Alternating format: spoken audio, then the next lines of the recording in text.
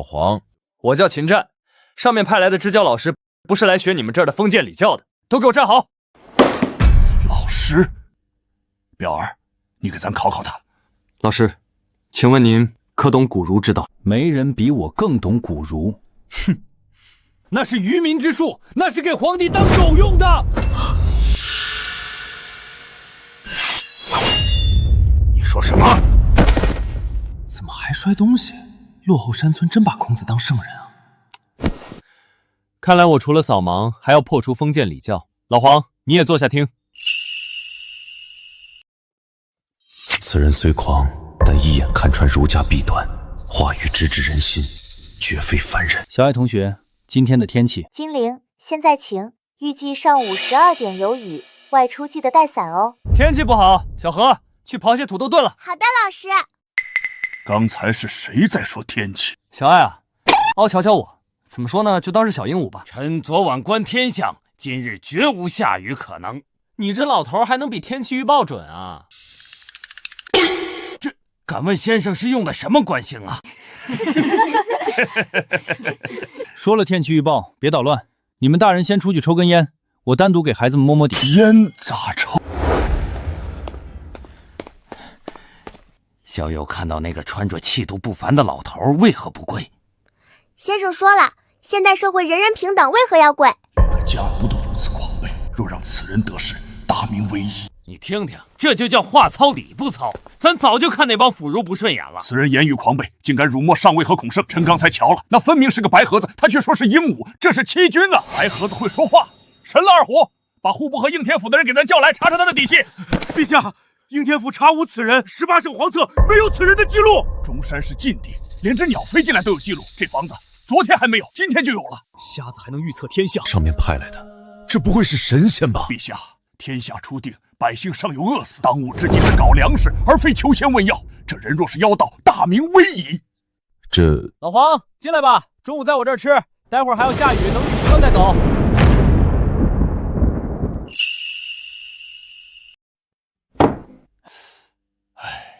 这一家全是瞎子啊！有病啊！小何从小没见过外人，别吓到他了。你去隔壁吃，这小姑娘有点轴，大家别见怪，吃饭吧。这泥担子能吃吗？看着像石头。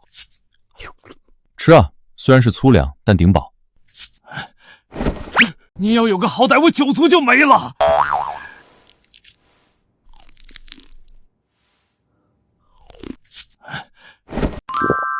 这口感软糯香甜，而且入腹即食。酒足，你家亲戚可真够多的。好吃。秦先生，别听刘先生胡扯，他就一个儿子了。孔彪，别光顾着吃，考考你的算术。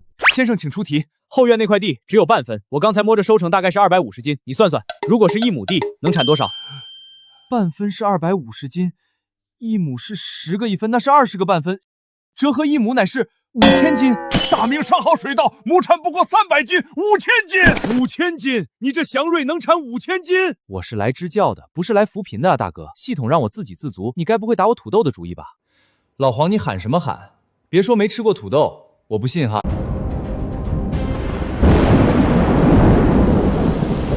真下了！老天有眼，有了此物，百姓再也不用易子而食了。不是吧？为了几个土豆又砸我东西？一个小村长还百姓？你不会说2京13省都在你肩上扛着吧？咱替大明的百姓谢谢先生。得了吧，大明早亡了。放肆！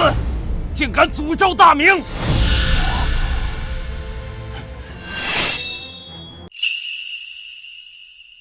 不管你是人是鬼，敢咒咱大明，咱就劈了你！你们这帮老年人就爱听点历史。5岁时无火折，指尖生火，这是传说中的3味真火。想听啊？我讲给你啊。上仙息怒，老黄，我是真想知道大明是亡在哪个孬种手里了。崇祯可不是孬种，他做到了天子守国门，君王死社稷，时运不好罢了。天子守国门，君王死社稷，好，这才是老朱家的种。先生，那既然如此硬气，大明为何还会亡？亡在天灾，亡在没钱。也亡在运气。崇祯倒是个勤勉的皇帝，可惜接手了个烂摊子。他最后怎么死的？战死的。城破之日，他杀光了后宫嫔妃和女儿，披头散发，光着脚在一棵歪脖子树上上吊自杀了。身边就没个人伺候着，就一个老太监陪他一起吊死了。爹，至于吗？老黄搞得跟你是朱元璋似的。认贼分尸，误伤百姓，我就知道朱家没孬种。去查，给咱把所有的歪脖子树砍了。上尉息怒，这纯属一面之词。这位秦先生所言未必属实。大明历史随便考。那我问你，大明皇室隆兴何地呀？凤阳。忘记你是先生了，这难不倒你。我来问，大明的开国皇帝小名叫啥？他老朱最好面，小明只有跟他一起打天下的淮西勋贵知道。完了，以父皇的性格，答不出来肯定是被杀。朱重八，他怎么会知道？难道他认识勋贵？神了，这是真神仙！神了，这是真神仙！是你们有病吧？没上过学，总看过电视吧？谁不知道朱重八带着徐达汤和偷地主家牛？像是老朱干的事儿。还有这事儿，请秦先生告诉咱，大明为何而亡？被建州女真灭了。500年的小兵期，灾情一轮又一轮，汉人没饭吃，身体弱，女真人在苦寒之地冻惯了，反而扛得住。建州女真咱咋没听说过？只有这么大。起初是小部落，入关之后，战火烧遍中原，百姓十室九空，坐上了朱家的龙椅。后来又有乱军入关，屠害无辜百姓，又有鞑子入关，屠杀汉室百姓。对啊，嘉诚3屠，阳都10日，汉人都被杀光了。先生，这饭咱吃不下了。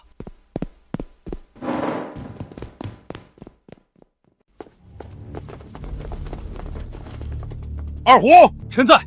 传咱的口谕，敲景阳钟，让在京的俸禄500担以上的官员立刻滚到奉天殿。废物，都是废物！这又是哪出？昨天不是还好好的吗？上尉，如今四海升平，不知道什么是惹怒龙颜。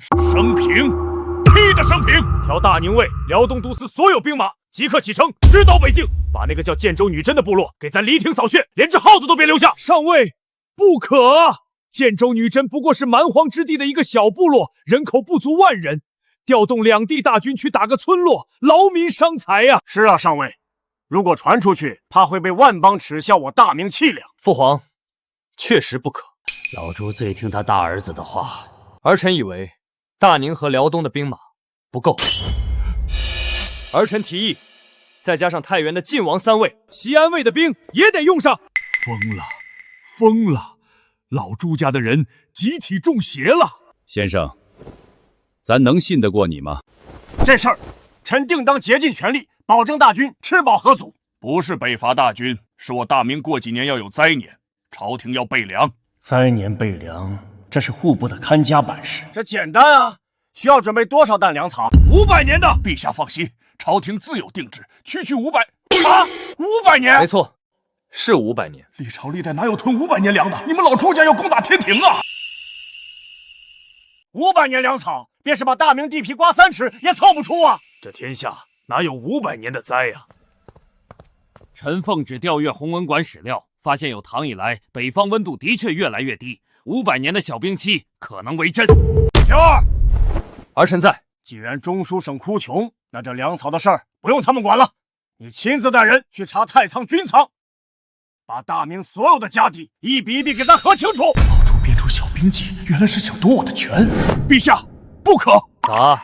咱让儿子查自家的米缸，还要经过你胡宰相批准？储君乃国本，理应作战东宫，学习治国之道。查账乃是户部所事，若是让太子亲力亲为，岂不是有失体统？上尉，韦庸说的对啊。再者，户部归中书省统辖，太子插手，这不合祖制。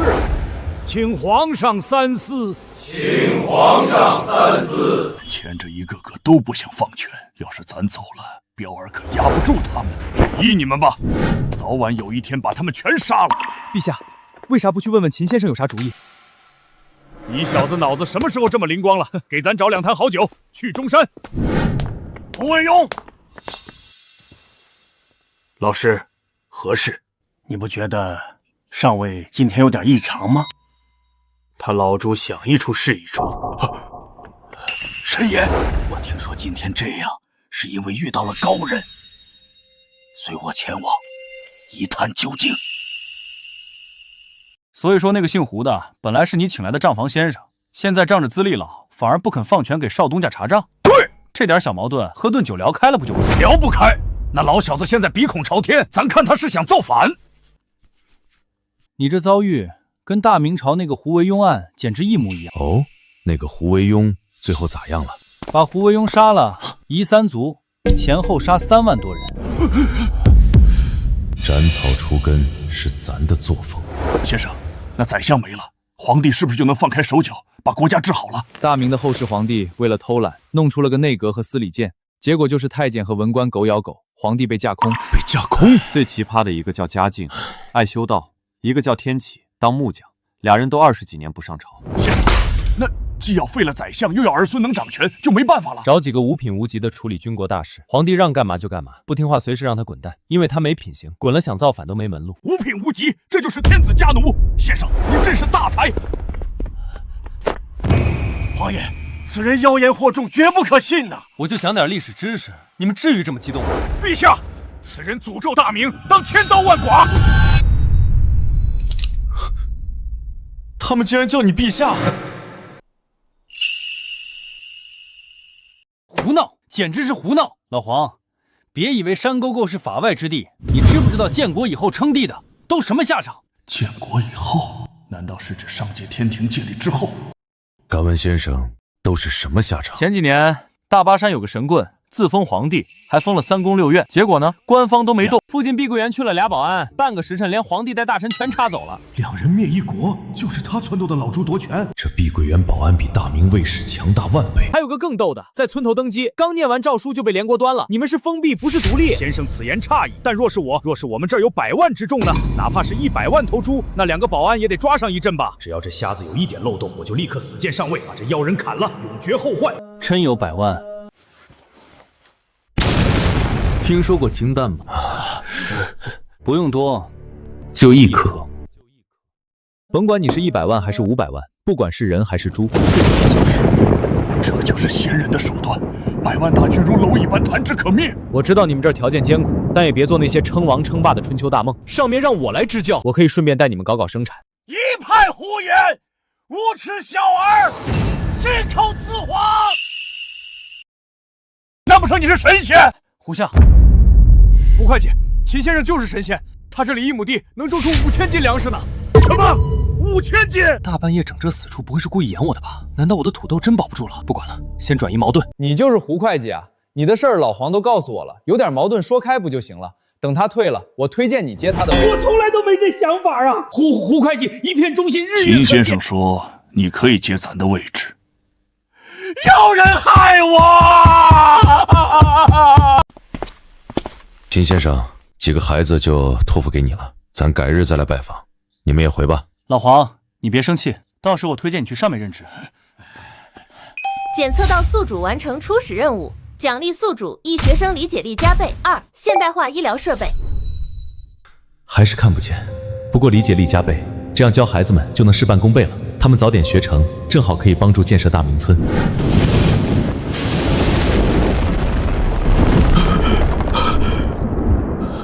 最奇葩的一个叫嘉靖，爱修道；一个叫天启，当木匠，俩人都20多年不上朝。彪儿做皇帝，自然是无可挑剔，但是他的子孙哪有皇帝样？咱能把大明交到他手里吗？一个叫天启，当木匠，俩人都20多年不上朝。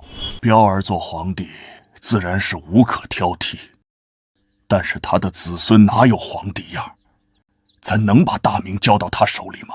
黄玉，刚才的数学题，你再复述一遍。奇变偶不变，符号靠想念。四弟，牛啊，这都记住了。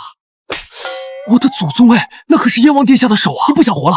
陛下圣谕，让秦先生全看管几个殿下。奇变偶不变，符号看象限，这有什么用？先生，我们想听大明的历史，想听打仗，天天学这些个圈圈叉叉的，有啥出息？是啊，先生。您讲这个还不如教我们种土豆。如果大明有了土豆，人人都能吃饱，大明是不是就永远不会亡了？有了土豆，大明只会亡得更快。为何？粮食足，百姓安，何来灭亡？这就叫马尔萨斯陷阱。粮食多了，人口就会暴增。本来2亩地养1个人，现在1亩地养2个人。等人口翻了倍，土地却没变。一旦遇到天灾，死的人比以前更多。记住，农业救不了大明，科技才行。科技？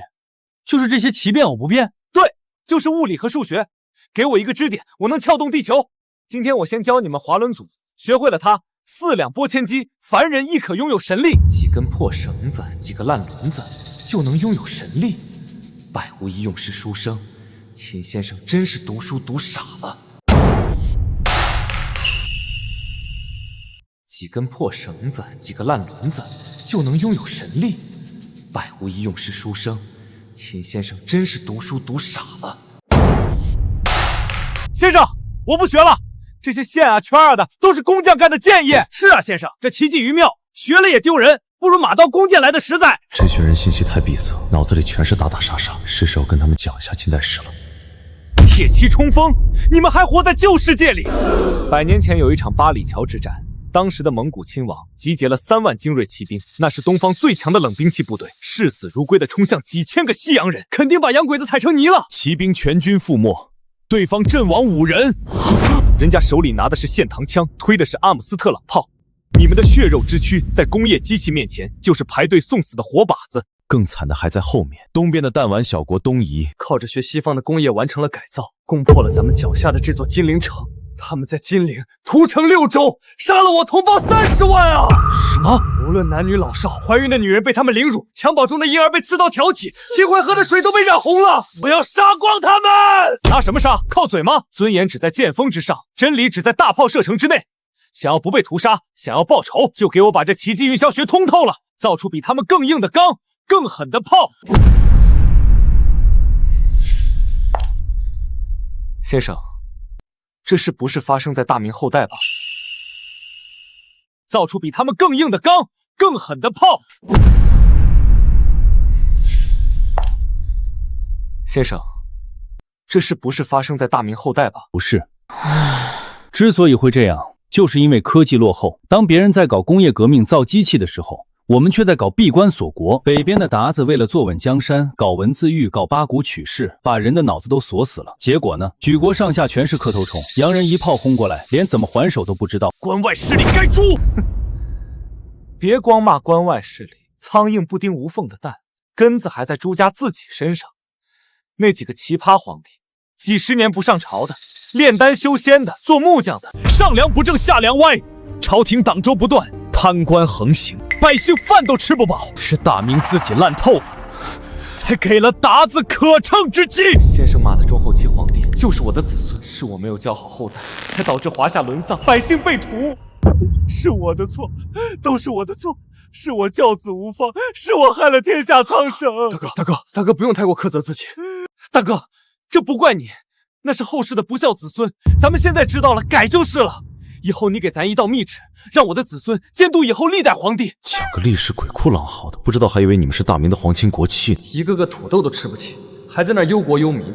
避雷，不能给男人讲历史和军事。哎，老黄你在干啥？突然觉得你凶他们的时候也很可爱。一个个土豆都吃不起，还在那忧国忧民。避雷，不能给男人讲历史和军事。哎，老黄你在干啥？突然觉得你凶他们的时候也很可爱。难道是连上天都想让咱换主？陛下，丹地实乃祥瑞之物，如今却被天雷所击，深陷泥潭，动弹不得。这分明是上天示镜。继续说，那个秦战来历不明，满口妖言，定是他带来的妖气触怒了上天。臣恳请陛下杀秦战，祭皇天，以平天怒。臣附议，此妖人不除，大明难安。丹壁10倍雷击，那给常侍下毒又多了一个开脱的理由。上尉，几千禁卫军都挪不动这石头，非人力可为。既然2位宰相觉得是秦先生带来的因果，依臣之见，不如请秦先生出山移石，若他移不动，再杀他不迟。准！二虎，去请人。秦先生，不好了，村口那块大石头堵路了，几百个壮汉都推不动。村长急得火上房，请您去看看。是时候让你们见证一下科技的含金量了。杀鸡何用宰牛刀？这事下面随便一个学生就能摆平。先生，那可是大石头啊！这秦先生就吹吧。黄玉，你不是整天喊着学物理没用吗？这个课后作业交给你了，拿着图纸去，把那石头给我挪开。啊，先生，我一个人。这就是仙师的底气。这个课后作业交给你了，拿着图纸去，把那石头给我挪开。啊，先生，我一个人。这就是仙师的底气。哈哈哈哈！看来那个瞎子是有自知之明，怕露馅已经跑了。陛下，臣建议立刻海捕文书，追杀妖道。父皇，先生说了，这种小事不劳他大驾，儿臣一人足矣。燕王殿下不必费这般力气了。那秦先生这是让您来顶罪呀？难道真是我看错秦先生了？儿臣想试试。准了。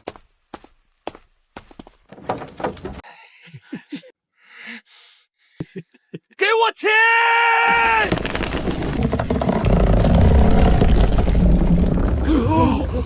动了！这怎么可能？难道真是神仙？胡相所言差矣。秦先生说了，这是科技。感谢秦大仙赐下宝物，忽悠我大名。秦先生有通天之能，为何不自己来，也不让老大来，偏偏派老四来显圣？难道这是在暗示咱老大人若守成尚可，开拓不足？陛下，不好了！皇后娘娘请您速去东宫，太子妃出事了！什么？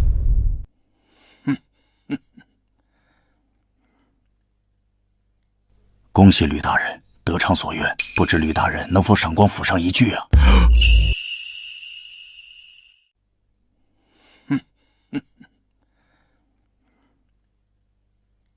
恭喜吕大人得偿所愿，不知吕大人能否赏光府上一炬啊？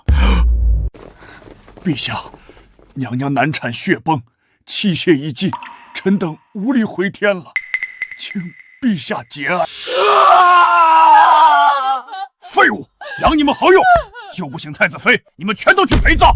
你杀光他们有什么用？咱儿媳妇能活过来吗？妹子，咱这不是急了吗？秦先生，他是谪仙，定能改生死簿，救大嫂。对，快去请秦先生。传咱的口谕，先生来了以后，所有人只能称咱为村长，谁露了馅儿，咱剥了他的皮。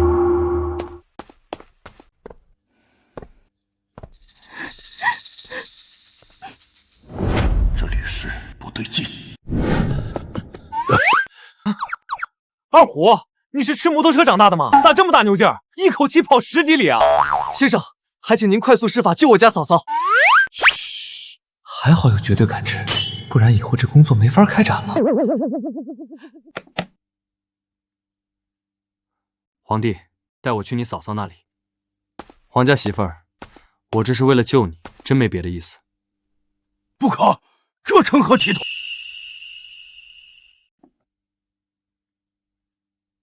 皇帝，带我去你嫂嫂那里。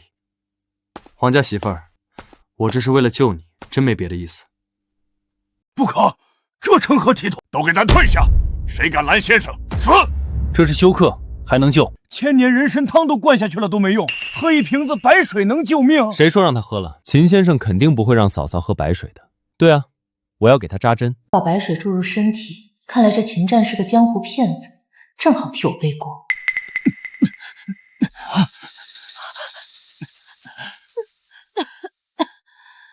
水活了，嫂嫂活了！神医，能不能收我为徒？好，好，好，都交，都交。先生，您救了我的儿媳，您想要什么？金山银山，只要您开口，都给您。行了，行了，老黄连个土豆都当宝贝，还金山银山呢。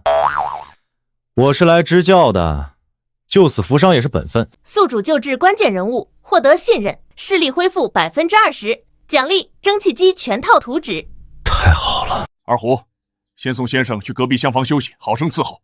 父皇，常氏如今身体虚弱，儿臣恳请父皇暂由侧妃吕氏代为照管东宫事宜。傻孩子，常家是咱留给你最重要的臂膀，吕家想上位，必动常氏，这是断你一臂呀！世人只知皇帝好，但这天下第一的位置，何尝不是担着天下第一难的事呢？吕家想上位，必动常氏，这是断你一臂呀！世人只知皇帝好，但这天下第一的位置，何尝不是担着天下第一难的事呢？快去端热水来，拿警备来，别冻着姐姐。难道被发现了？不可能，我做的天衣无缝。若是常氏不死，我和允文在这东宫，便永无出头之日。毒妇，咱恨不得将你千刀万剐！你爹在朝中势力盘根错节，明枪易躲，暗箭难防。为了常氏的安全，只能先稳住你。父皇，律师啊，东宫出了这么大的变故，常氏身子骨弱，怕是还要养一阵子。从即日起，这东宫的大小事务你要照应起来。媳妇领命，请父皇放心，媳妇一定将姐姐照顾好，替太子殿下分忧。彪而仁厚，容易被蒙蔽。老四虽然顽劣，却也是最像咱。为了天下黎庶百姓，真的要再好好琢磨琢磨储君了。皇爷，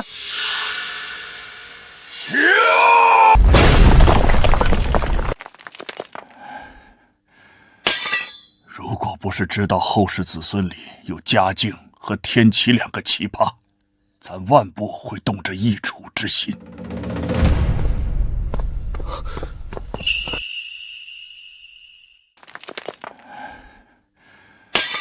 如果不是知道后世子孙里有嘉靖和天启两个奇葩，咱万不会动这易主之心。老四啊，儿臣在。你说咱立你当这个太子怎么样？父皇，儿臣断无夺嫡之念啊！父皇明鉴。你还算忠心，但是你大哥的那几个儿孙太不争气了。父皇，儿臣愿立下家训，我燕藩子孙世世代代必为大明守国门，必殚精竭虑，辅佐天子。行了，起来吧。谢父皇。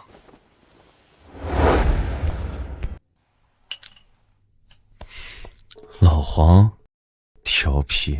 秦先生，啥都瞒不过你，咱还是想问，你说那爱做木匠和爱修道的皇帝，是不是说明他们昏庸透顶，无可救药了？也不尽然。当时朝堂上那帮东林党满口仁义道德，实则结党营私。天启重用魏忠贤那个太监，其实是为了制衡文官。看来彪儿的后代也不全是废物，还懂得帝王权术。我就说嘛，大哥的种哪能那么废？不过大明那些个牛逼皇帝可不止这两个，还有正德皇帝喜欢去江南抢小寡妇，最后把自己玩绝后了。抢寡妇，把自己玩绝后，这还是皇帝吗？简直是流氓头子！还有太昌帝朱常洛，这位更牛，当了几十年太子，憋坏了，刚登基1个月，因为纵欲过度，吃了2颗红丸，把自己给补死了。彪儿啊彪儿，你这后代怎么一代不如一代？看来这太子真得换老四了。等等，朱常洛，彪儿啊彪儿，你这后代怎么一代不如一代？看来这太子真得换老四了。等等，朱常洛，登基1个月就死在女人肚皮上，爹，这要是我的种，我就把他塞回娘胎里。不对啊，允文遵祖训，轻武大君圣，顺道一逢吉，施良善用圣，老大家明明没有长字辈啊。秦先生，您刚才说的那些皇帝名讳都没记错吧？错不了，皇明祖训都写着呢。高瞻其见右，后在异常游，慈和宜伯仲，简敬嫡先游。其见后在常游，这分明是老四那一脉的字辈。老四，你给咱解释解释，这高瞻其见右是咋回事？先生，是不是燕王后世出了不孝子孙，把皇位给抢了？又或者是兄终弟及，对不对，先生？是兄终弟及吧？朱标有3个儿子，个个生龙活虎，怎么可能绝嗣？就算是，那也得从朱爽伦。秦先生，那是不是燕王朱棣后世子孙出了忤逆不孝之人？皇帝啊，你历史是体育老师教的吗？那明明就是燕王朱棣自己起兵靖难的，跟他后世子孙有啥关系？完了！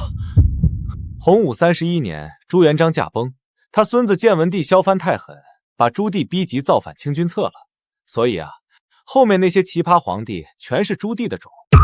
原来父皇骂的都是我的种。原来造反的竟是我自己。闹了半天是你呀！清君侧啊，做木匠啊，做道士啊。爹，你听我解释。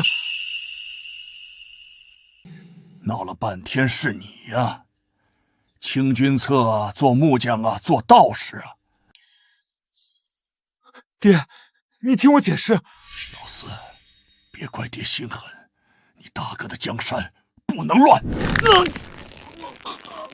我原本以为只要事事都做到最好就能讨你欢心，没想到还是抵不过一句嫡长。逆子，咱今天就清理门户，省得你将来祸害你哥他们。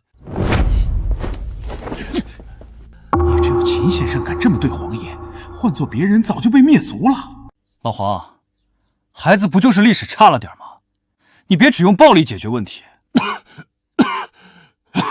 先生，你不懂，这逆子将来要分家产啊！咱杀他是为了保全这个家。什么？历史不好，你就要杀了他？对，只有朱棣死了，大明朝才能在太子朱标一脉中顺利传承。你以为是朱棣蓄谋抢侄子的王位？错，是因为那个朱允文太蠢。他一上台，屁股还没坐热，就连削武王，把亲叔项王朱柏逼得自焚而死。你说这是亲侄能干出的事吗？项王老12被逼得自焚，把亲叔项王朱柏逼得自焚而死。你说这是亲侄能干出的事吗？项王老12被逼得自焚。先生，最是无情帝王家，朱标一脉做皇帝应该也比朱棣强吧？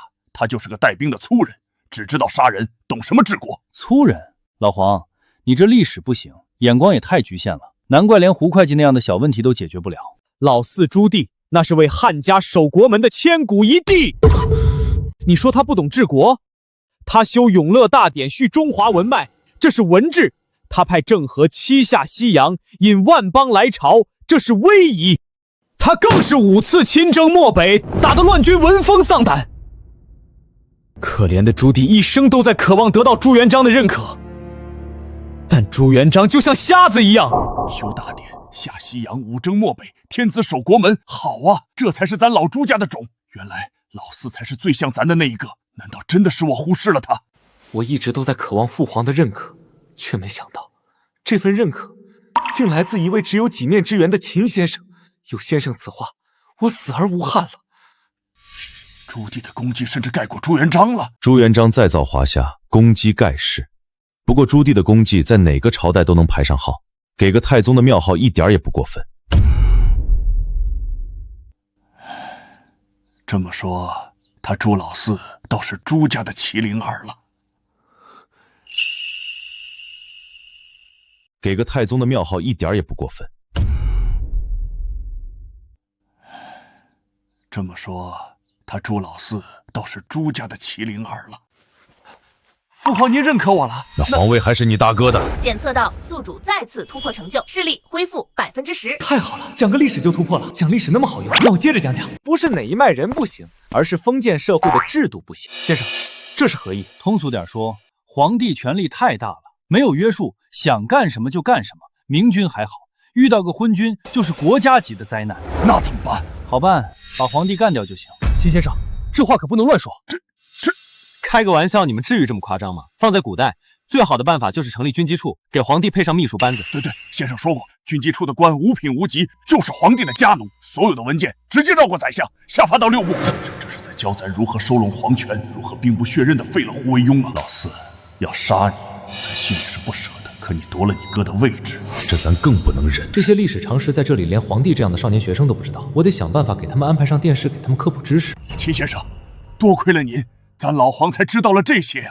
你可真是咱的大恩人，你想要什么尽管说。这大明村虽然落后，民风还算淳朴。得了，钱包不保，去城里给孩子们采购物资去。咱老黄才知道了这些呀！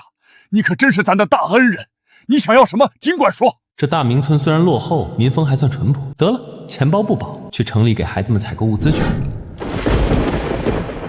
于大人，这天要变了。难道毒害常氏一事暴露了？天要下雨，娘要嫁人，咱们做臣子的撑好伞便是。撑伞？伞骨都要被拆了，拿什么撑？吕大人还不知道吧？陛下最近经常去中山拜访一个瞎子。哦，那瞎子给陛下递了一把刀，若是这刀落下来，中书省首当其冲，我倒了，您也没法独善其身。只要他不知道我对常氏下手了，别的和稀泥就行。下官不过是太常寺一贤侄，女儿也不过是东宫侧妃，朝廷的大风大浪刮不到我这小庙。吕大人就甘心一直趋于人后？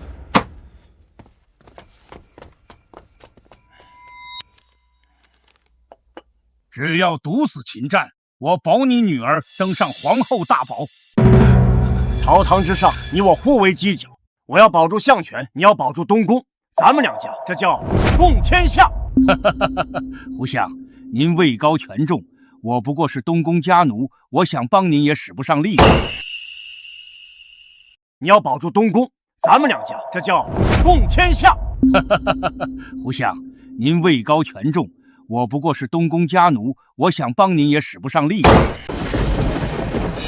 胡相，您是聪明人，陛下如今频频往中山跑，那是因为信得过那位秦先生。秦先生提议废相，那就是陛下的意思。李本，你这是要见死不救？你以为没了丞相，陛下能容得下你们外戚专权？吕家世代忠良，只知有君父，不知有朋党。胡相，夜深路滑，恕不远送。吕本，吕大人为人贵重，胡某佩服。哼，老狐狸，想拿我吕家当枪使，他不敢动的人，让我去动。爹，刚才那老头可是胡相。不过这倒是个机会。我都听见了，胡相亲自前来，是不是姐姐要扶正了？东宫那位可是史上最稳太子爷。爹，胡相说咱两家共天下。什么叫咱两家？他胡惟庸也配？不过是沾了李善长的光，才侥幸做了宰相的位置。爹，连宰相都求咱们，那我以后在金陵城是不是不用看那帮勋贵的脸色了？儿啊，为了吕家的千秋大业，只能委屈你了。你阿姐最疼你，现在整个大明，甚至连陛下都要给你面子，有人惹你就往死里打，出了事有太子爷兜着。风雪压我2、3年，我拿风雪换酒钱，小爷我终于站起来了。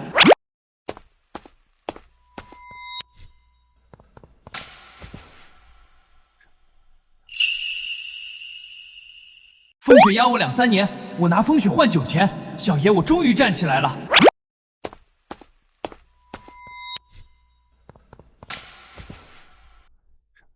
这县城虽然破旧了点，但这人气还挺旺。看来当地领导为了搞旅游开发，没少花心思啊。老师，这里好多好吃的，那个做大饼的是必胜客吗？对，做披萨的就是必胜客。头儿，咱们干嘛跟做贼似的？这可是金陵城，直接亮明身份清场，谁敢挡路？头儿，你懂个屁！秦先生是天上下凡的谪仙，他以为咱们大明是个贫困村，才肯留下来扶贫的。要是让他看见这繁华盛世，知道皇爷骗他，人家直接飞回天上怎么办？给我演好了，敢露馅儿，我扒了你的皮！吕公子，听说令孙马上是国丈了，以后咱们哥几个可全仰仗您提携了。我早就知道吕兄绝非凡人，以后兄弟还得仰仗你啊！不过是家父拒绝了胡惟庸那老东西罢了，这点小事儿，没想到这么快就传开了。少爷，您看那里，以前怎么没发现金陵之中还有这种角色？走，下去乐呵乐呵。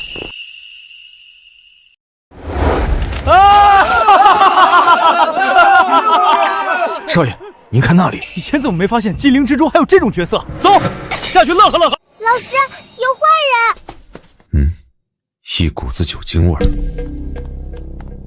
这是遇到当地的小混混。哟，这小娘子长得挺水灵啊，跟着这个瞎子可惜了。你死瞎子，你知道本大爷是谁吗？臭要饭的，吕爷的手你也敢碰？活腻了！本少爷是这片的天，识相的让你这小娘子跟我回家，保你荣华富贵。玩剧本杀呢？搞霸道总裁这一套太油腻了。什么乱七八糟的？年轻人，现在是法治社会，欺男霸女这一套行不通，别惹麻烦。让我别惹麻烦？我没听错吧？在金陵，吕爷才是法；在金陵城，皇上也得听我爸的啊！快服个软吧，这公子看着就惹不起啊！是啊，你一个小百姓斗不过他们的。光天化日之下，还有这种仗势欺人的人，看来这地方秩序还有这么大的漏洞啊！我改主意了，数3下，把小娘子交出来，还能饶你一回。不然今天你别想安稳离开。你数100下也没用，敬酒不吃吃罚酒。还有这种仗势欺人的人，看来这地方秩序还有这么大的漏洞啊！我改主意了，数3下，把小娘子交出来，还能饶你一回。不然今天你别想安稳离开。你数100下也没用，敬酒不吃吃罚酒。脚步虚浮，呼吸紊乱，一群乌合之众。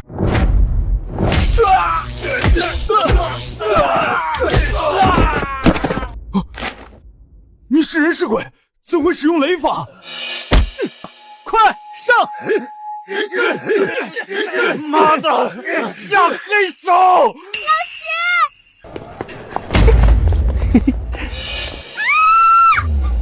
秦先生危险，快回宫禀报皇爷，我去救场。臭乞丐，可惜你是个瞎子，不然就让你看看本少爷是怎么当街游龙戏凤的。找死！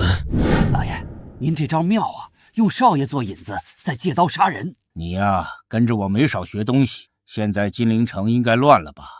哼，他胡惟庸不敢做的事儿，我来做。几方势力共同下手，陛下治罪都不知道治谁的。只要我除掉那瞎子，以后大明第一权臣只能姓吕了。现在金陵城应该乱了吧？哼，他胡惟庸不敢做的事儿，我来做。几方势力共同下手，陛下治罪都不知道治谁的。只要我除掉那瞎子，以后大明第一权臣只能姓吕了。先生，二虎来救您了。小心，他手里有神器，碰人就倒。光天化日，强抢民女，你们还有王法吗？王法？本少爷让你看看什么是王法。好啊，又来一个。你很会打吗？会打有什么用？武城明马寺何在？我是太常寺吕大人的公子吕得水，这里有反贼造反，谁杀了这瞎子，赏银1000两。不对啊，难道是我们误入游乐园了？周围全是 NPC， 但这些人借机揩油被戳破后下黑手，导演不管，我替他管。最近盛传吕家侧妃要扶正，我得抓住机会傍上大腿，保护吕公子，捉拿反贼，上！铁器碰撞，脚步沉重。别说这情景式体验做的还挺逼真。你们知法犯法，就不怕丢了脑袋吗？你什么身份也配跟我谈法？得罪了吕公子，你才要丢脑袋！给我上！老四虽不是我亲生的，那也是我从小带大的。他要是有个好歹，我非抽你筋扒你皮！妹子，这不是被秦先生拦下了吗？秦先生又有土豆，还能预料未来，咱可得好好伺候着。明日早朝，咱就尊秦先生为大明至圣先师，见吕上朝暂拜不明。皇爷，不好了，有人要杀秦先生！什么？皇爷，不好了，有人要杀秦先生！什么？今天本少爷要把你这小娘子先奸后杀！这瞎子惹了吕家，算是栽了。神仙来了也难救啊！早点答应，兴许还有荣华富贵。先生，待会儿我杀出一条血路，您带着小何先走。不走，我必须给他点教训。我死后告诉皇爷，我没给他丢人。我没听错吧？给我教训！全杀庄，天塌了我顶着！他妈的，谁在太岁头上动土？不能暴露身份。什么人敢闯？滚！不长眼的东西，知不知道我爹是？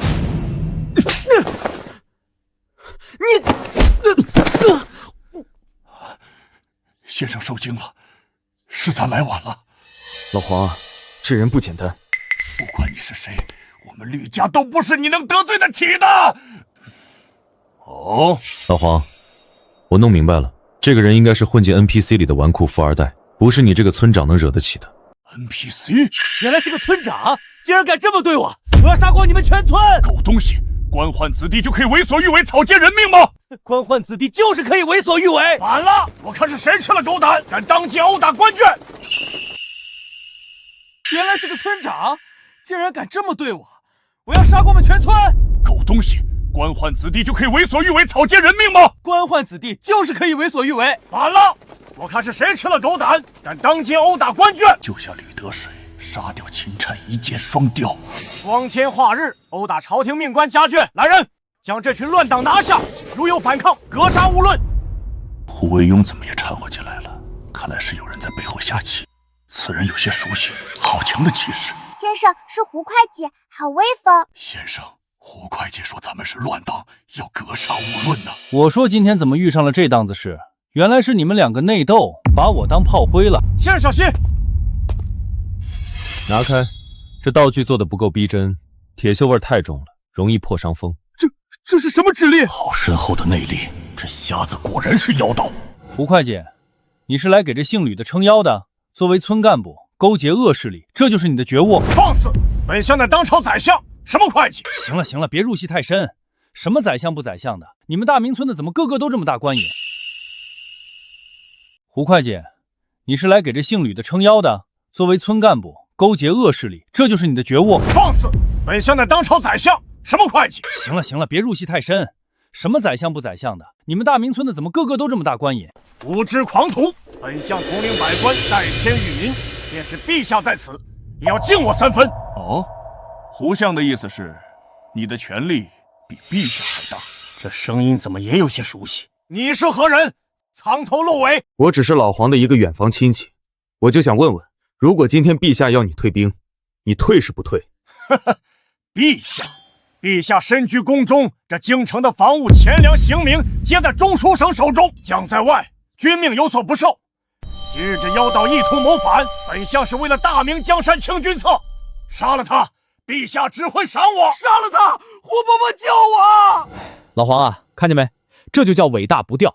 我早就教过你，管理学最忌讳的就是这种二当家权力过大。你看看，现在连你这个一把手说话都不好使了。那依先生之见，该如何？简单，开除呗。这种不听指挥拉帮结派的员工，留着过年啊！开除！老夫门生故事遍布天下，就算是陛下亲临也得掂量掂量。这样啊，您确实厉害。老黄，我瞅着不对劲儿啊，你们是不是在拍乡村振兴的文旅段子呢？什么乡村振兴？黄爷，您忘了，先生说他来的目的就是支教，顺带帮我们振兴乡村。是，乡村振兴。胡会计，这就是你们的不对了，把我蒙在鼓里，害得我真动手伤了几个演员。得给我加工资！什么乱七八糟的，妖言惑众，给我杀！全杀了！够了！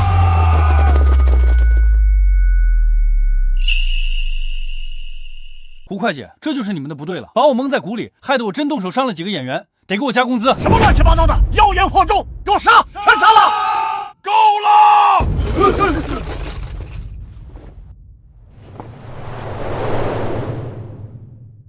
上位！陛下万岁！老黄，你们这场面可真够大的，都快赶上那群拍乡村三国的了吧？什么？这是当今皇上？刚才你说皇帝来了也得掂量掂量。臣死罪，臣不知道陛下在此，臣是为了保护社稷呀。保护社稷？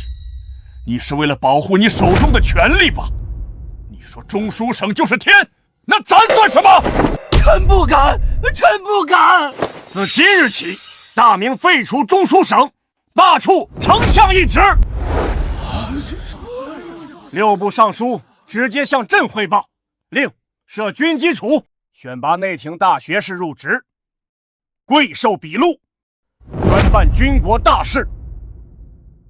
胡惟庸，你欺君罔上，该当何罪？臣万死。二胡，送胡大人回家休息。精彩！老黄，你这演技神了！这一段废相的戏，比乔峰那个演员演的还霸气。恭喜宿主解锁新成就，奖励初级高炉炼钢法，视力恢复35%。我去，演个戏又给奖励，一定是推动乡村振兴了。先生，救了大明，从今往后，这大明的江山有一半是先生的。咦，肉麻！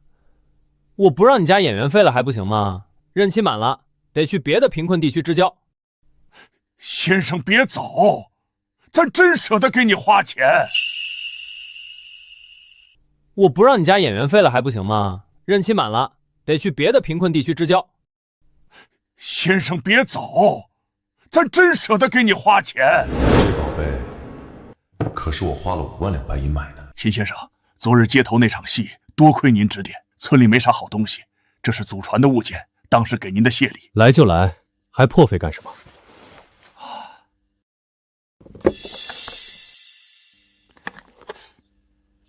老黄，中间有个窟窿，边缘还雕了花，这是个杯垫吧？杯垫，先生，这是无瑕的羊脂玉璧，价值连城啊！你们这穷山沟哪来的羊脂玉？这手感发色，8成是义乌小商品城10块钱3个的素质合成品。不过尺寸倒是刚好。这5万，我花了5万两，烫裂了可怎么好？不烫桌子就行。老黄啊，别整这些虚头巴脑的工艺品，我是来支交顺便扶贫的，真想谢我，多出点力，把村里的基建搞起来才是正事。神仙果然是凡间俗物如粪土，先生说的对，得用真金白银搞建设。国库里应该还有不少存银，咱回去就调拨。先生教训的是，老黄这就回去筹钱。神仙果然是凡间俗物如粪土，先生说的对，得用真金白银搞建设。国库里应该还有不少存银，咱回去就调拨。先生教训的是，老黄这就回去筹钱。李相，胡相是您的学生，他倒了能有咱们的好吗？这事儿咱不能不管啊！管？拿什么管？胡相刚走，户部的账目乱成一锅粥，咱们得忙着清查，清查个3年5载，也是为了对陛下负责。记住了，咱们就是一个字儿拖，拖到那个什么军机处变成摆设，拖到陛下求着咱们回去办事。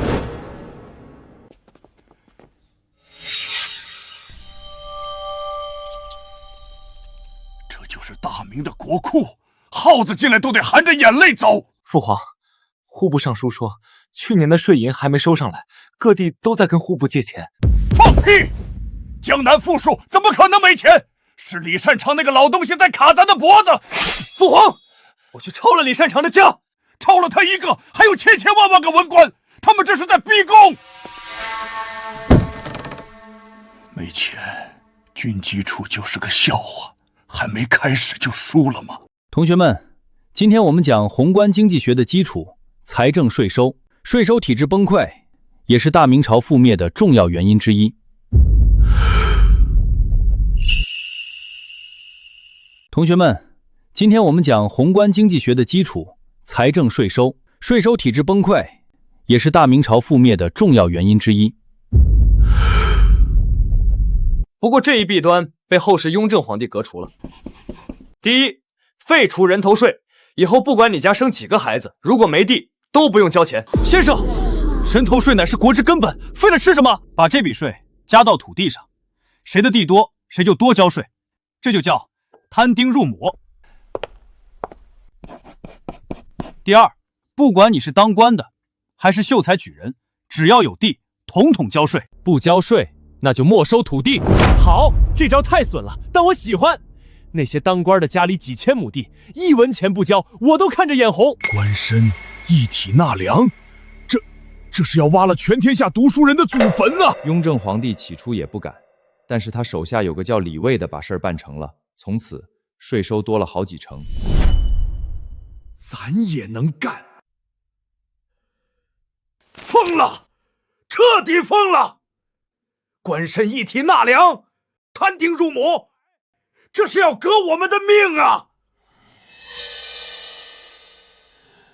这肯定是那个秦寨出的馊主意，此人不除，我们永无宁日。既然皇帝不给活路，那就别怪咱们不讲君臣情面。明日孔庙哭见，让全天下的读书人看看陛下是怎么对读书人的。我这就让人去散布消息，就说那秦战是9世妖魔转世，要吃童男童女，还要抢百姓的地。听说了吗？中山那个瞎子其实是喝人血的妖怪啊！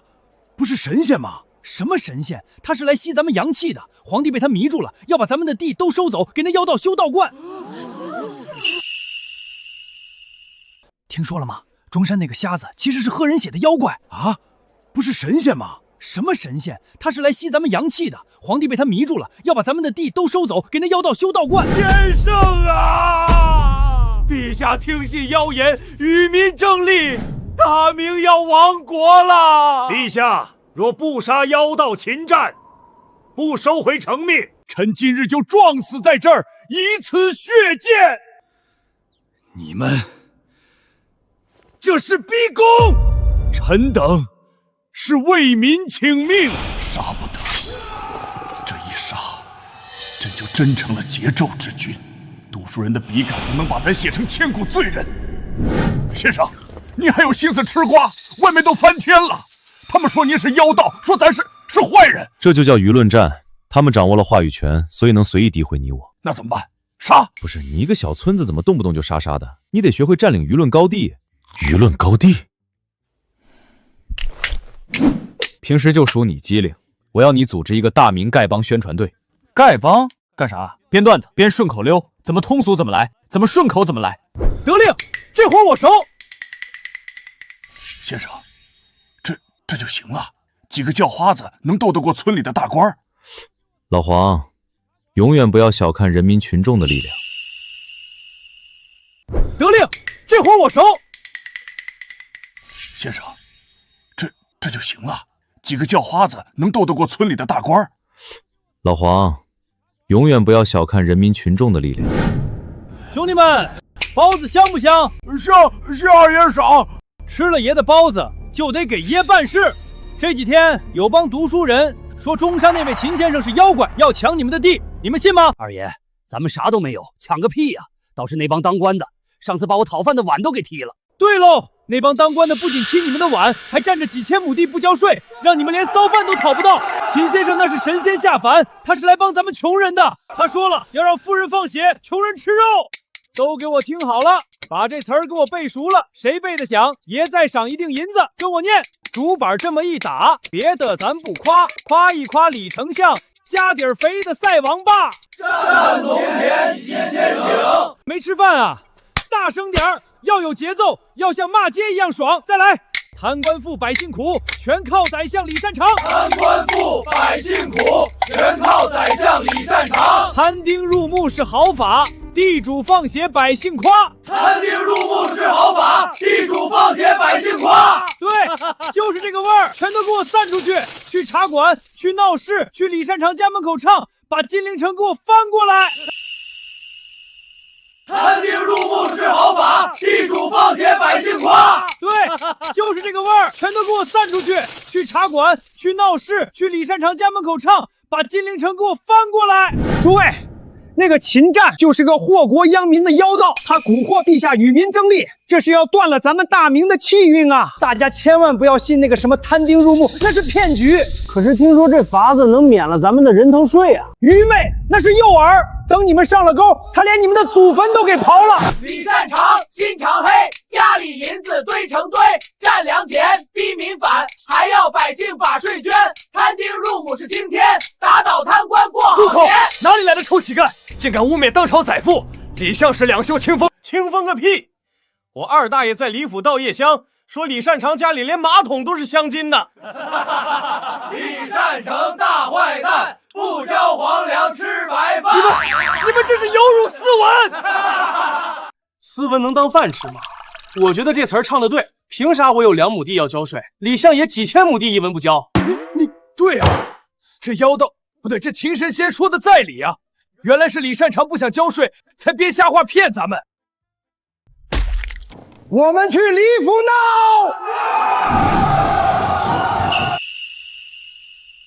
对啊，这妖道不对，这秦神仙说的在理啊！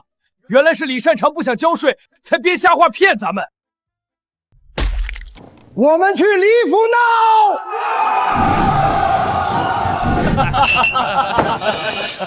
相爷大喜，这是苏州知府的加急文书。念。当地士绅罢市，粮商关门，苏州城已经3天没米下锅了。知府请辞，印信已经挂在大堂上了。好，苏州一乱，江南赋税就断了。我看那个军机处拿什么给边关发饷？报，山东学政来信，全省秀才罢考，孔庙前聚集了3000学子，哭喊着要朝廷诛杀妖道，恢复组织。痛快！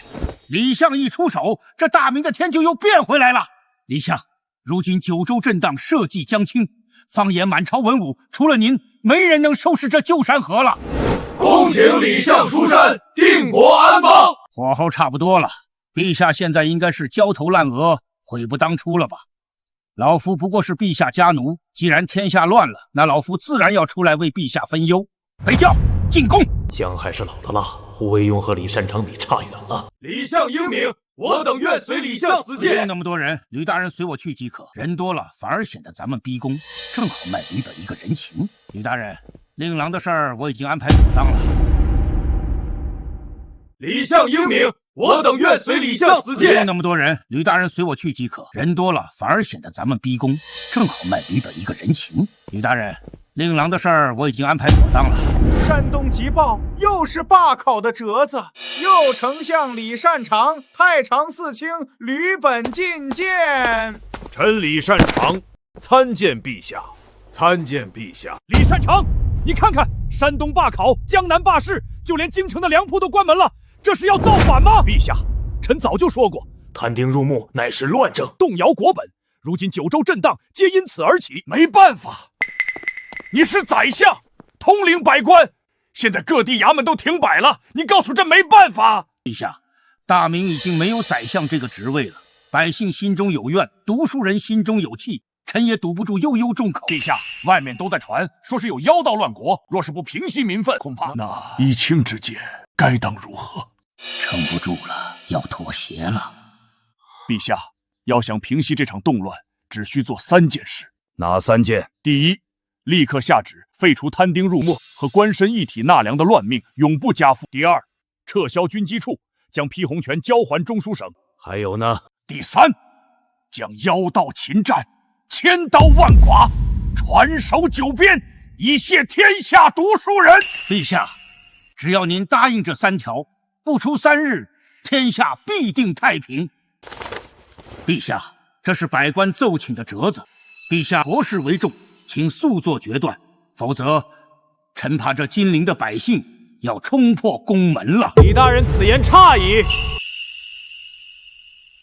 陛下国事为重，请速作决断，否则臣怕这金陵的百姓要冲破宫门了。李大人此言差矣。二皇子，此处是奉天殿，商议的是军国大事，你衣冠不整，成何体统？李相，好大的官威啊！父皇还没说话呢，你倒先教训起我来了。老二，你来干什么？儿臣隔着老远都能感到这里压抑，正好在民间听到几首小曲儿，带来给父皇和李相解解闷儿。老朱这个二皇子，这是来送人头了。胡闹！金銮殿岂是戏子能进的地方？进来吧。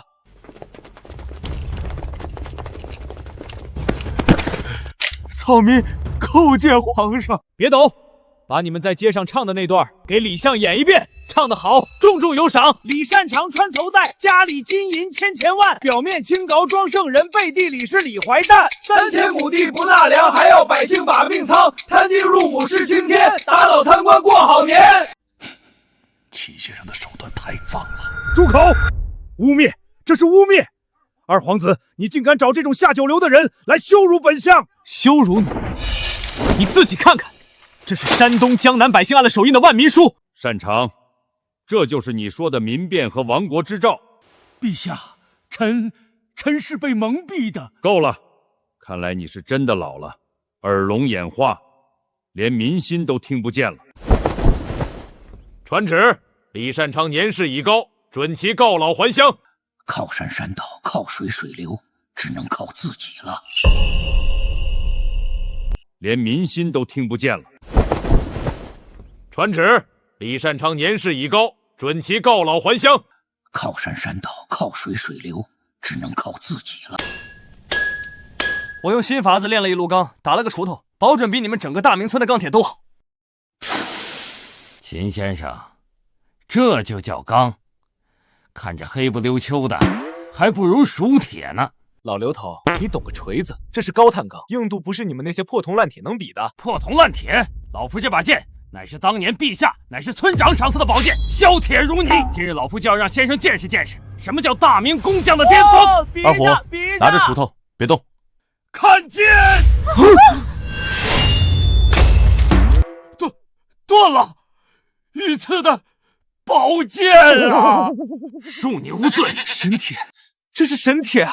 若是用这钢打造战刀，何愁北伐？我要这钢，有了它，能横扫漠北。还是不行，太脆了。这批废料杂质太多，硬度虽高，但容易断。你们离这堆东西远点，别扎着。先生，这废料也是宝啊！别动！这批废料杂质太多，硬度虽高，但容易断。你们离这堆东西远点，别扎着。先生，这废料也是宝啊！别动！父亲说李相倒了，现在只能靠我自己。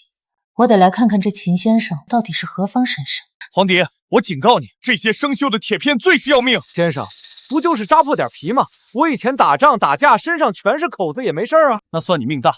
这种生锈的金属，尤其是这种脏兮兮的，上面有一种极其可怕的细菌，叫破伤风杆菌。破伤风，一旦被这种锈铁扎深了，伤口又小，这种菌就会在身体里繁殖，不出7日，人就会牙关紧闭，张不开嘴，吃不了东西。紧接着就是全身抽搐，身体反攻成一只虾米，那种痛苦比凌迟还难受。最关键的是啥？必死无疑，除非打破伤风疫苗，否则神仙难救。你们这儿肯定没这种针，所以谁要是被扎了，就准备棺材吧。这么邪乎？必死无疑，神仙难救。若是雄鹰意外被这种东西扎一下，那太孙之位不是就是允温的了？这是绝症，谁能查到我头上？儿媳给父皇请安，特来拜谢秦先生救命之恩。吕氏，你怎么来了？儿媳做了些点心。雄鹰，别怪二娘心狠，要怪就怪你挡了允温的路。儿媳给父皇请安，特来拜谢秦先生救命之恩。吕氏，你怎么来了？儿媳做了些点心。雄鹰，别怪二娘心狠，要怪就怪你挡了允温的路。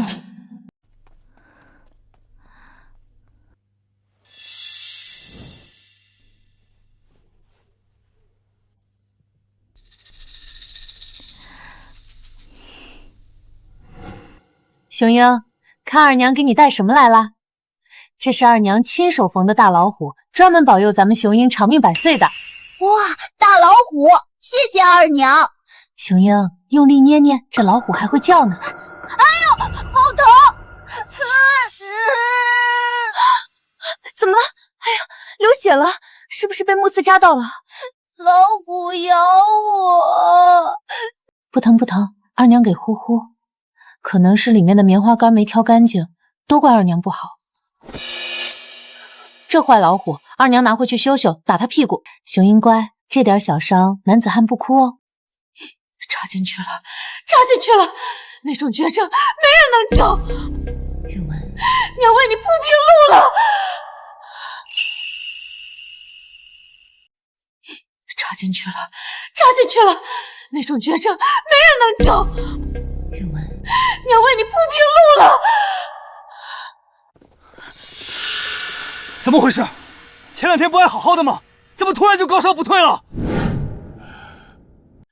启禀殿下，皇长孙脉象紊乱，似乎是受了惊吓，引发了小儿惊风。惊风？惊风会连水都喂不进去吗？雄鹰，雄鹰，太医，快看看这是怎么了！女儿，好女儿，宫里传出消息了，那小崽子已经牙关紧闭，全身抽搐了，这症状跟那秦瞎子说的一模一样。爹，真的会死吗？那可是雄鹰啊！妇人之仁，他不死，允文算什么？庶出，一辈子都要对他低头哈腰。我知道，可是了。太医说是惊风，没人会怀疑到咱们头上，这是天助吕家。只要长孙一死，常氏那边的势力就彻底断了，你弟弟也会平安出来。对，为了允本，我没错，成大事者不拘小节。这时候最危险的地方就是最安全的地方，我得去太子爷身边陪着。对，为了允本，我没错，成大事者不拘小节。这时候最危险的地方就是最安全的地方，我得去太子爷身边陪着。快，把符水灌下去！这是老夫从普陀山求来的神水，定能驱除妖邪。滚！都给我滚！备车，去中山，去找秦先生。不好，真让那瞎子救回来就完了。殿殿下，万万不可轻信他人！吕本，你让开，姑要救儿子。殿下，皇长孙是被中山的妖气冲撞了，您现在带他去见那个妖道，这是送羊入虎口啊！殿下是储君，理应做天下表率，如今不信苍生信鬼神，带着濒死的皇孙去求妖道。若是皇孙死在途中，您不仅失了妇道，更失了君道。生锈的铁片最是要命，牙关紧闭，全身抽搐，必死无疑，除非打破伤风针。破伤风，这是破伤风，这是破伤风！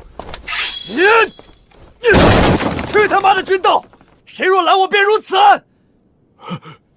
滚开！好啊，好啊！既然你不乖乖听劝，那就别怪我一步到位了。好啊，好啊！既然你不乖乖听劝，那就别怪我一步到位了。驾，快，再快点儿！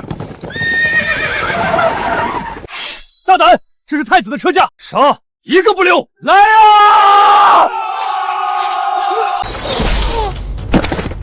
给我死！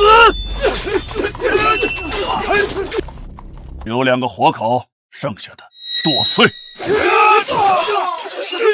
爹，雄一快不行了！二虎，你亲自护送太子上山，神挡杀神，咱倒要看看这金陵城谁敢动咱的大孙！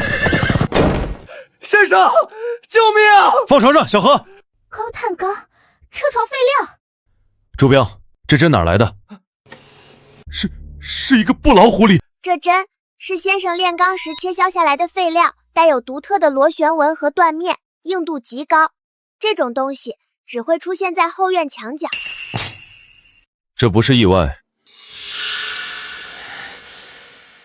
吕氏，这种东西只会出现在后院墙角。这不是意外。吕氏，爷，任务失败了。什么？几十个死士杀不了一个文弱太子？锦衣卫，是皇爷的亲卫到了，我们的人全军覆没，我拼死才逃回来。陛下出手了。那孩子呢？死了吗？不知道，但拖延了半个时辰，而且那孩子当时看着已经不动了。半个时辰，拖这么久，神仙难救。只要孩子死了，死无对证。慌什么？听着，从现在起，咬死一件事儿：太子不信太医，执意带濒死的皇孙出宫，路遇山贼，导致皇孙不治身亡。可是，京城到处都是陛下的眼线。哼，只要没有证据，谁能证明是我们干的？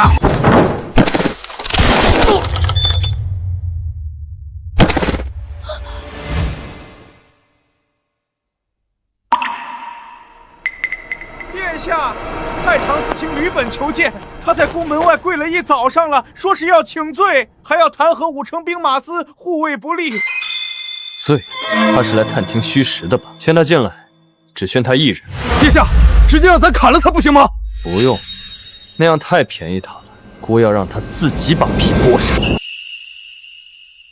他是来探听虚实的吧？宣他进来，只宣他一人。殿下，直接让咱砍了他不行吗？不用，那样太便宜他了。姑要让他自己把皮剥下来。殿下，老臣有罪呀！老臣没想到京郊竟然有山贼，是老臣没拦住殿下，老臣该死。岳父大人，别哭了，雄鹰没死。没死？这是天佑大明，太好了！是啊，太好了。秦先生从雄鹰的手指里取出了一样东西，岳父大人见多识广，可认得此？这不就是一根绣花针吗？秦先生说了，这叫高碳钢，是中山炼钢的废料，全天下独一份。而那天去过宫山后院的，只有您的好女儿。殿下冤枉啊！这定是有人栽赃嫁祸。栽赃！吕氏的宫女已经招了。老臣之前就觉得他神色不对，没想到他竟然做出这种丧尽天良的事儿。殿下，这都是那个毒妇一人所为，老臣毫不知情，请殿下赐死那个毒妇，老臣绝无怨言。吕氏，你听到了吗？你爹说这是你一个人的主意。是你逼我动手的，连那些死尸都是你养的。婆子，你胡说什么？我有证据，这是太以前给我写的家书，上面全是教我怎么在东宫争宠，怎么给常氏下绊子的计谋，他才是主谋。来人，不用喊人了，吕本剥皮氏草，挂在城隍庙门口，吕氏赐死。吕家9族，男的充军，女的入教坊司。彪儿，这次做得好，仁慈留给百姓，屠刀看向这些猪狗不如的东西。吕家9族，男的充军，女的入教坊司。彪儿，这次做得好，仁慈留给百姓，屠刀看向这些猪狗不如的东西。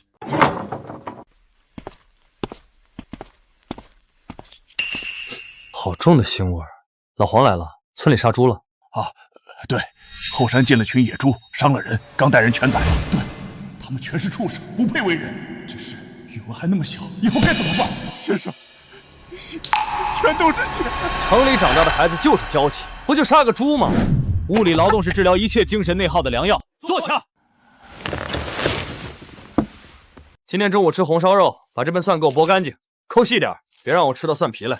满朝文武都在教彪儿怎么做个心狠手辣的帝王，只有先生把他当个受了惊的凡人。黄彪，杀野猪是为民除害，我知道你宅心仁厚，但也不用哭，等会儿肉炖烂了，多给你盛2盘。先生，我不是宅心仁厚，我是觉得那些野猪害人太多，是我的刀太钝，挥刀太晚。是，村里的刀太钝，不好用。早说啊！高炉炼钢，不仅能做锄头，还能做刀。外大正着，大明的军备有着落了。村里的刀太钝，不好用。早说啊！高炉炼钢，不仅能做锄头，还能做刀。外大正着，大明的军备有着落了。这一样的材料，一样的工具，我就不信造不出那神钢。开炉！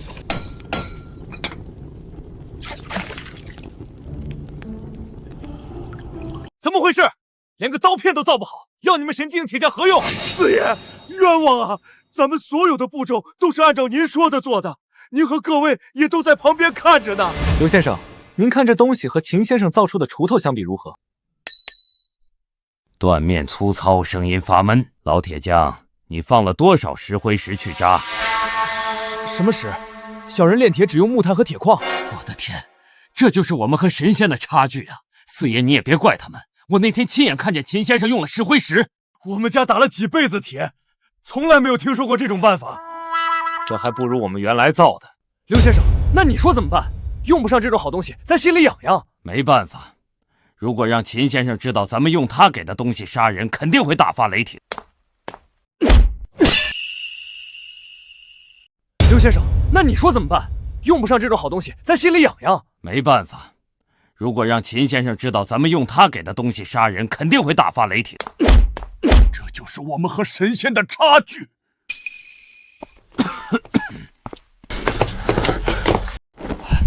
若是能推广到军中，给我大明将士每人配一把这样的战刀，何愁北元不灭？是啊，父皇，儿臣刚才试了，这锄头能轻易砍断2层重甲，要是用来做箭头……行了行了，别在那儿吹那把破锄头了，那就是个高碳钢，还是手工锻打的，效率低的要死啊！先生，这对您来说是破锄头，对大明可是神兵利器呀！敢问先生，刚才说的做刀可还算数？我还能唬你不成？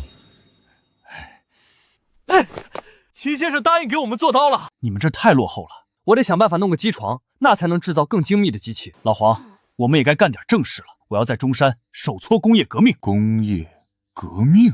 出去买东西不现实，你们太穷了。既然如此，我们就自己造，用不了多久就可以和外面的世界一样了。是和仙界一样吗？请先生教我。既然如此，我们就自己造，用不了多久就可以和外面的世界一样了。是和仙界一样吗？请先生教我。不可！宋老头，你带着人跑到这儿来发什么疯？上尉，您是95之尊，是千万人的主心骨，你怎能自降身份，对一个盲流工匠行此大礼？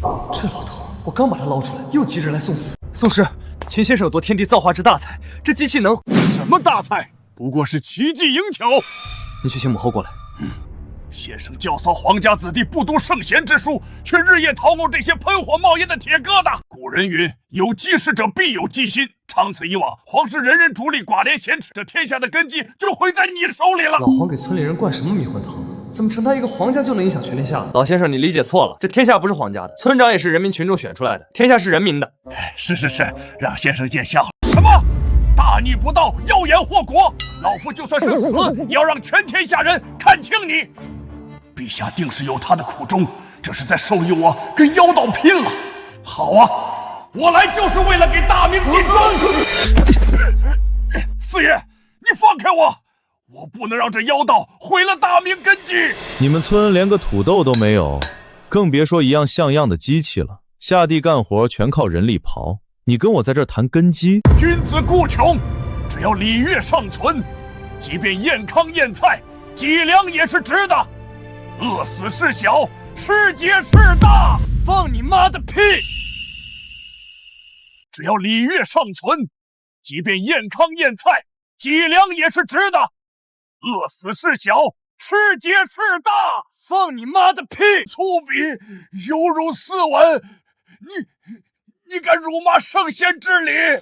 就因为有你们这种死要面子的老顽固，天天把科学技术当成奇技淫巧，夜郎自大。100多年前，洋人才有机会开着铁甲舰，用大炮硬生生轰开了咱们的国门，在咱们的土地上烧杀抢掠，逼着咱们签卖国条约，开启了华夏历史上的100年屈辱史。洋人开着铁甲轰开大明的国门，签卖国条约。你们的四书五经挡得住洋人的子弹吗？你们的礼义廉耻能换回华夏子孙的命吗？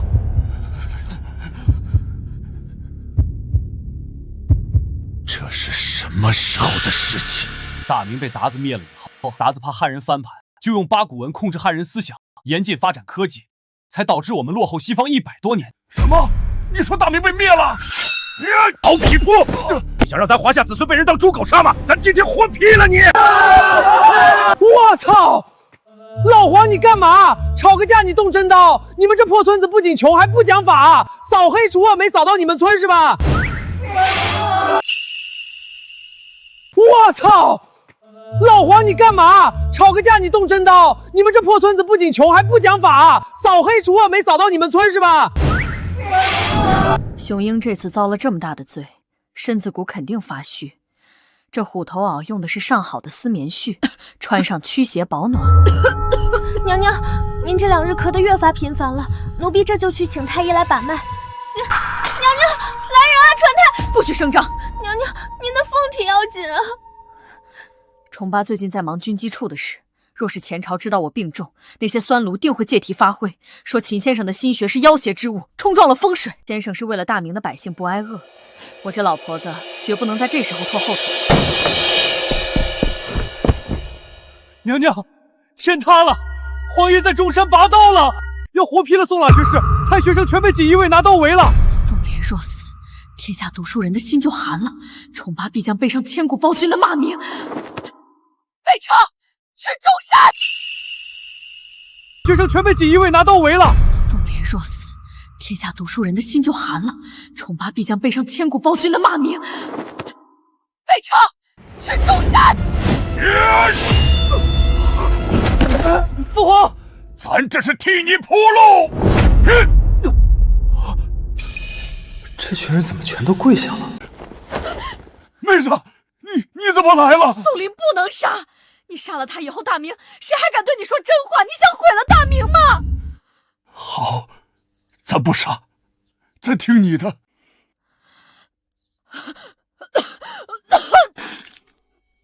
妹子，妹子，先生，秦先生，快帮咱看看！怎么了，老黄？这是你爱人，快抱进我屋里平躺。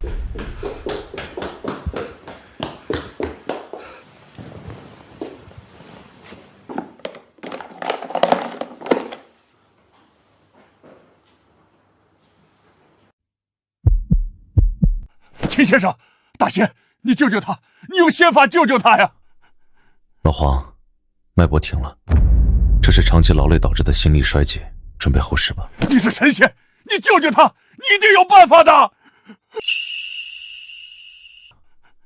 老黄，脉搏停了，这这是长期劳累导致的心力衰竭，准备后事吧。你是神仙，你救救他，你一定有办法的。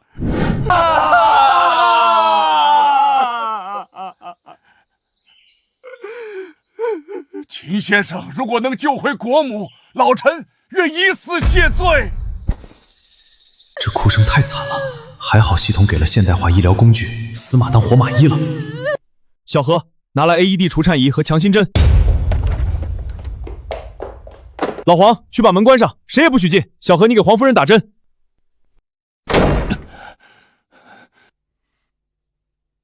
用我之前教你的方法，电击。这次的法术比之前2次都高级，如果妹子能活过来，咱一定给秦先生修生祠。先生，这是何物？不要碰沙发，放电！九天神雷，秦先生在引九天神雷从阎王爷手里抢人。不够，再来，闪开！活了！妹子的手热了，活菩萨，先生是咱家生生世世的活菩萨。这是强心针带来的回光返照，我只能帮到这里了。活了！妹子的手热了，活菩萨，先生是咱家生生世世的活菩萨。这是强心针带来的回光返照，我只能帮到这里了。虫爸，我这是在哪儿？在秦先生这儿。妹子，你吓死咱了！你要是走了，咱一个人可怎么活呀？多大岁数了还哭？我这不是被秦先生从鬼门关拉回来了吗？先生，老婆子这条命是你给的，老婆子谢谢您了。黄大妈，您别说话了，好好歇着。您这病得有一段时间了吧？老黄，你是一点心都没有啊！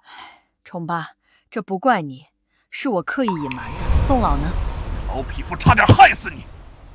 咱让他在外头跪着，等你好利索了，咱活剐了他！糊涂，让他进来。娘娘，老臣万死，老臣差点成了千古罪人啊！宋老，你抬起头来看看，救活我的不是四书五经，是秦先生这冒着电光的奇技银巧。难道真是我错了？但若是没有你肚子里的四书五经，你也不会为了大明的根基宁死也在劝谏。宋老啊，秦先生的学问能救命，能强国；你的学问能正心，能立骨。娘娘圣明，秦先生，老朽知错了。这个大明村爱 cos 是没救了，不过黄大妈真是个当妇女主任的好苗子啊，几句话就把村里的矛盾给化解了。老黄，你们那儿条件差，这2天就让黄夫人住我这里吧。明村爱 cos 是没救了，不过黄大妈真是个当妇女主任的好苗子啊，几句话就把村里的矛盾给化解了。老黄，你们那儿条件差，这2天就让黄夫人住我这里吧。秦先生，这电真是神了，不用柴火就能把饭煮熟。大妈，一眼没看见您咋又干活去了？赶紧去歇着，让皇帝来切。不碍事儿。老大、老四，过来喝汤。老大，你性子仁厚，随我。但秦先生那句话说得对，饿着肚子谈仁义是画大饼。以后你当了家，得用先生教的实学，让底下人吃饱。儿子记下了。老四，你脾气暴。你还记得秦先生前2天院子里那个蒸汽锅炉吗？记得啊，先生说得装个减压阀，不然压力太大就会炸膛。对，老大就是那个锅炉，装的是天下的百姓，你就是外面那层最硬的金刚，得护着它。可如果你这层钢从里面往锅炉上撞，这个家就炸了，明白吗？娘，儿子就是死也是大哥手里的刀，绝不让咱们家炸膛。这家人连女眷也是官迷。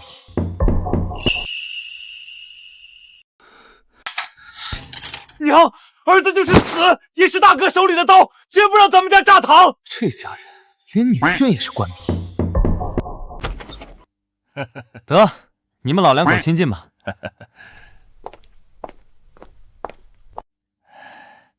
妹子，等你全好了，让老大监国，咱带你去巡视天下。宠爸，你还记不记得当年在郭大帅营里，你犯了错被关禁闭，我偷偷在怀里揣了一块刚烙好的烧饼给你送去。记得，妹子的胸口都烫烂，没有你那块饼，咱早饿死了。只要你和孩子们好好的，我就什么都不怕。呸！乱说什么？秦先生给你治好了，你得陪咱长命百岁。咱去给你换水。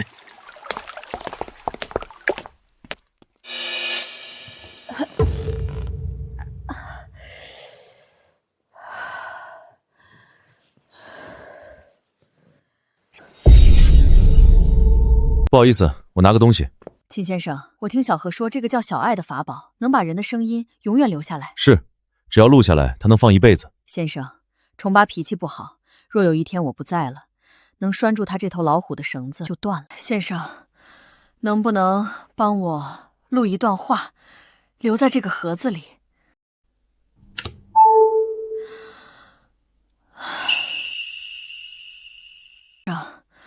能不能帮我录一段话，留在这个盒子里？秦先生救了皇后，更救了大明的万世基业，论功行赏。钟书胜啊，不，军机处拟个章程出来。老臣宋濂有本要奏。宋老，你又要死谏？老臣就是要死谏。老宋头，你没良心！父皇对你再三忍让，却换来你蹬鼻子上脸。老臣要死谏为秦先生请功。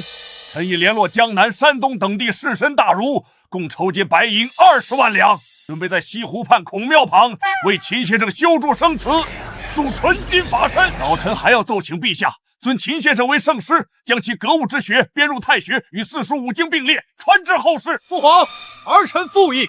父皇，神机营的工匠照着先生的图纸，已经打出了第一批金刚刀管。不出3年，儿臣定要用这钢铁洪流，把北元的王朝碾成齑粉。好一个圣师，好一个钢铁洪流！传旨。准奏！再从咱的内岗中再拨100万两白银，用于修建秦先生的生祠。吾皇万岁，大明万年，秦先生千秋。准奏！再从咱的内岗中再拨100万两白银，用于修建秦先生的生祠。吾皇万岁，大明万年，秦先生千秋。娘娘，这毒天能把人烤化了，您的身子还虚着，咱们回去吧。这是秦先生带来的神仙土豆第1茬收成，我不亲眼看看，心里不踏实。夫人，土豆丰收了，可是县里的豪绅老爷说我们没交人头税，要借机抢收我们的地呀。这摊丁入亩的好政策，到咱们这儿行不通啊！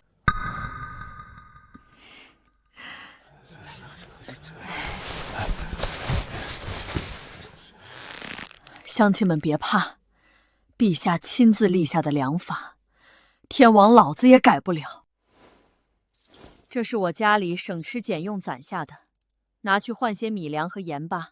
谁要是敢强征你们的救命田，让他亲自到中山找大明村的村长。你真是活菩萨！你们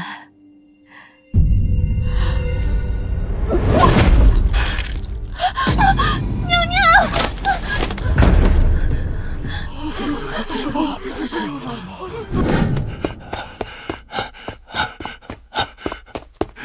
妹子，你别睡，你睁眼看看咱这就带你去找秦先生。王爷，龙辇在后面，您当心龙体。滚开！来不及了，谁敢挡咱的道，死！王爷，龙辇在后面，您当心龙体。滚开！来不及了，谁敢挡咱的道，死！只知道是好心的贵夫人，谁知道这是皇后娘娘啊！娘娘，你可不能有一点闪失啊！求老天爷开眼，保佑皇后娘娘。检测到庞大且纯粹的感恩民意，国运激荡，教化进度大幅跨越，势力恢复至50%。这么多人顶着酷暑跪求，黄大妈平时得做了多少工作，才能换来这种级别的民心？正是有她这样的基层管理者，华夏才迎来了真正的复兴。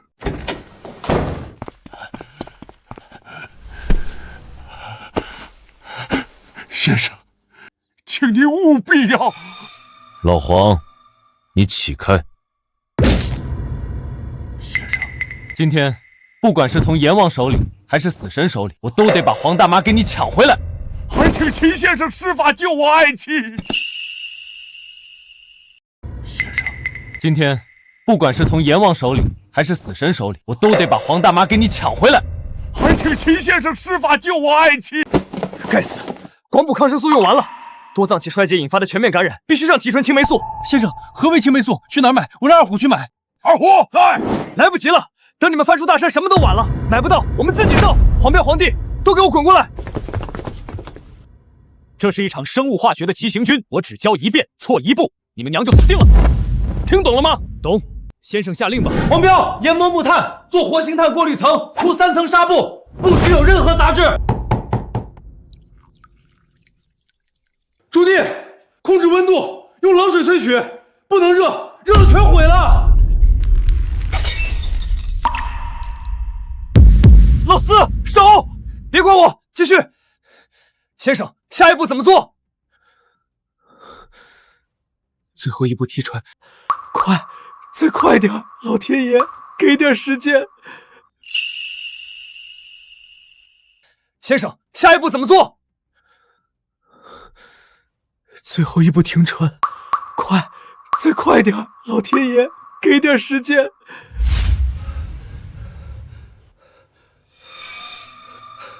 出来了，大哥，秦先生，我们把这仙药造出来了。老天爷到底还是喜欢好人。黄大妈有救了，快给我。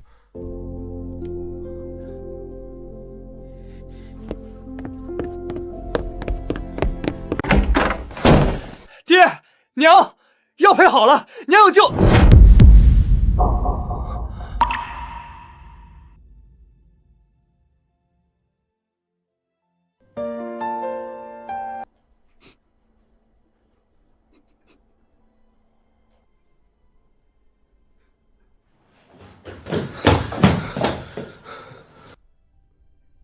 不会的，秦先生说了能救的。娘，你把嘴张开，喝一口啊！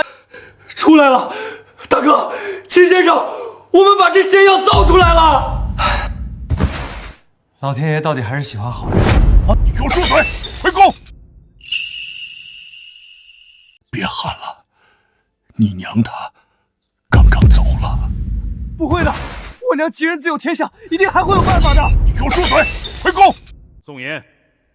皇后发病前一日，你在中山外大吵大闹，说秦先生是妖道，说朕毁了天下根基，是也不是？老臣有罪，老臣不该在那个时候惊扰娘娘凤体。惊扰？你是生生把她气死的！她为了护着你这个老匹夫，才急火攻心吐了血。娘娘千古贤后，老臣万死难辞其咎。但老臣当日所言皆是肺腑。肺腑？你那点肺腑之言，抵得上皇后的命吗？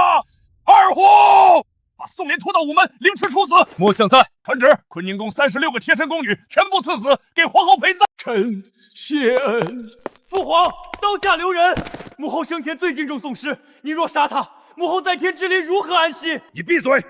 他就是太仁慈，才会被你们这群酸腐书人欺负。朕今日就是要替他杀个干净。那坤宁宫的宫女呢？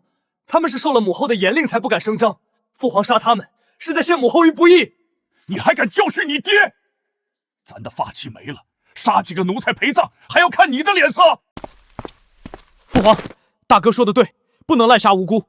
秦先生若是知道您如此暴虐，定会寒心。神仙又如何？他连朕的女人都救不活，朕还要顾及他寒心？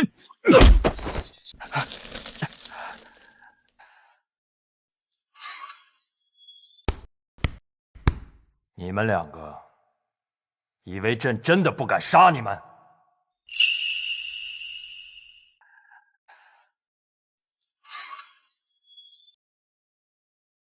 你们两个以为朕真的不敢杀你们？陛下息怒，陛下保重龙体。咱今天把话放在这儿，谁再敢为宋濂和那些宫女求情半句，立刻杖毙！父皇若非要杀，就先打死儿臣。来人，把太子和燕王给朕拖出去，闭门思过。没有朕的旨意，谁也不许放他们出来。二虎，去午门监斩。是。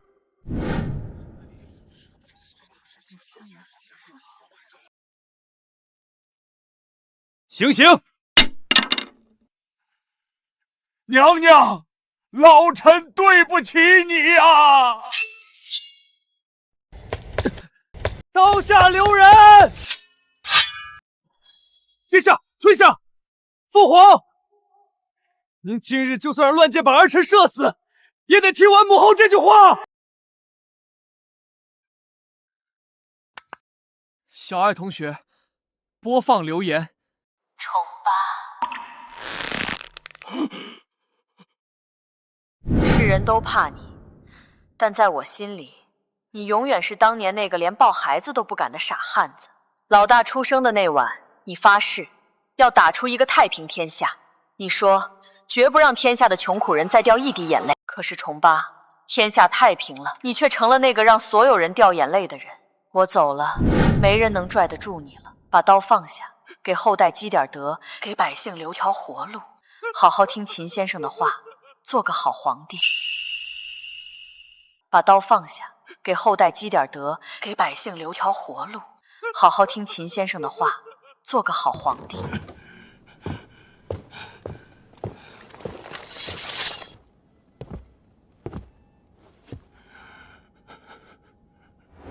妹子，咱错了，咱把刀放下。二虎，传旨，特赦宋濂，特赦所有宫女，今日起大赦天下。父皇圣明，谢皇上，谢皇上。丁，检测到宿主，帮助国运稳固，教化完民任务100%圆满完成。是时候离开了。先生，你背着包干什么？我支教期满了，该走了。走？去哪儿？去下一个贫困区。不行，我不让！大明村不能没有先生。父皇，父亲还不知道，他要是知道我没拦住你，会打死我的。皇帝，天下无不散之筵席，我把科学的底子交给你们了。老黄那边我也留信了。刀片刚打出来，大哥还没学会管财务基础，你不能走，我这就去叫大家，你叫大家来。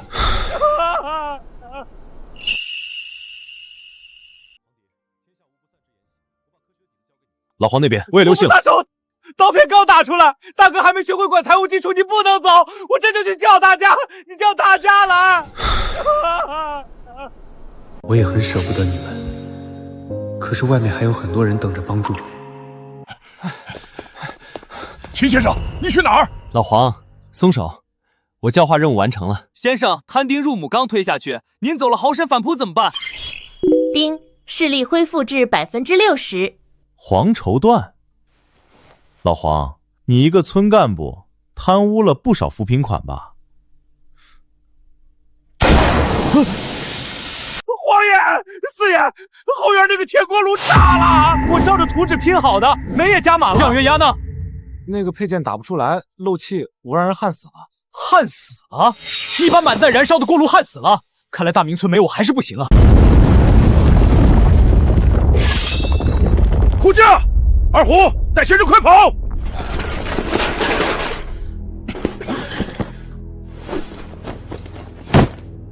拿湿毛巾和扳手来。先生不走了？走个屁！没我，你们早晚把自己炸死。